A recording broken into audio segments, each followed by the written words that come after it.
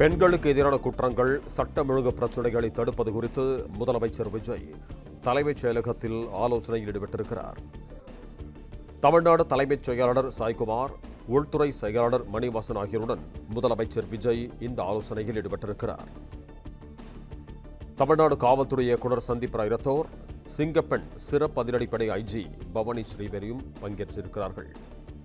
பெண்களுக்கு எதிரான குற்றங்கள், சட்டம் ஒழுங்கு பிரச்சினைகளை தடுப்பது குறித்து முதலமைச்சர் விஜய் தலைமைச் செயலகத்தில் ஆலோசனையில் ஈடுபட்டிருக்கிறார்.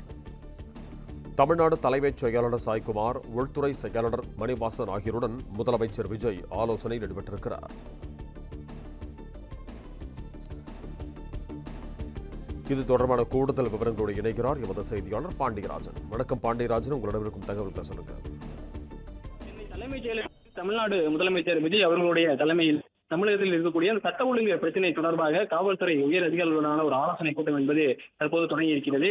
கோவை சிறுமி படுகொலை செய்யப்பட்டது, பெண்கள் பாதுகாப்பை உறுதி செய்ய தற்போது இந்த ஆலோசனை கூட்டம் என்பது நடைபெற்றுள்ளதாக சொல்லப்பட்டிருக்கிறது. தமிழகத்தில் பெண்களுக்கு எதிரான குற்றங்களை தடுப்பது மற்றும் சட்டம் ஒழுங்கு நிலைநாட்டுவது தொடர்பாக இந்த ஆலோசனை கூட்டத்தில் பேசப்பட இருப்பதாக சொல்லப்பட்டிருக்கிறது. அண்மையில் கோயம்புத்தூர் மாவட்டம் சூலூர் பகுதியில் சிறுமி ஒருவர் கடத்தப்பட்டு பாலியல் கொடுமைக்கு ஆளாக்கப்பட்டு கொடூரமாக கொலை செய்யப்பட்ட சம்பவம் தமிழகத்தில் பெரும் பரபரப்பை ஏற்படுத்தியிருந்தது. இதேபோல தாம்பரத்தில் கானா பாடகர் இருவர் கொலை, மதுரை மீனாட்சி அம்மன் கோயில் அருகே சிறுவர் கொலை, 24 மணி நேரமும் கள்ளச்சந்தையில் சாராய விற்பனை செய்வது போன்ற பல்வேறு செய்திகள் விளையாடிக் கொண்டிருந்தது. கோவில்பட்டி பேருந்து நிலையம் அருகே இளைஞர் கொலை உள்ளிட்ட பல்வேறு கேள்விகளை எதிர்க்கட்சிகள் மற்றும் பல்வேறு அரசியல் கட்சிகள் எதிர்த்திருந்தனர். இந்நிலையில்தான் தமிழ்நாடு முதலமைச்சர் விஜய் அவர்களோட தலைமையில தமிழ்நாடு தலைமைச் செயலாளர், உள்துறை செயலாளர், தமிழ்நாடு காவல்துறை இயக்குனர், சிங்கப்பெண் சிறப்பு அதிரடிப்படையில் இருக்கக்கூடிய ஐஜியா இருக்கக்கூடிய அணியில் இருக்கக்கூடியவர் மற்றும் பெண்களுக்கு எதிரான குற்றத்தடுப்பு பிரிவு காவல் அதிகாரிகள் உள்ளிட்டவர்களெல்லாம் இந்த ஆலோசனை கூட்டத்தில் பங்கேற்பதாக சொல்லப்பட்டிருக்கிறது.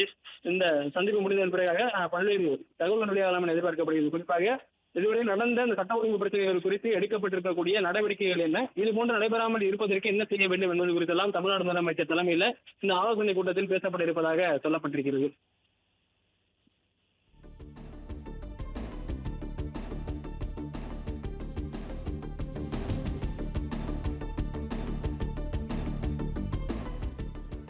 நன்றி பாண்டியராஜன், உங்கள் தகவல்களுக்கு.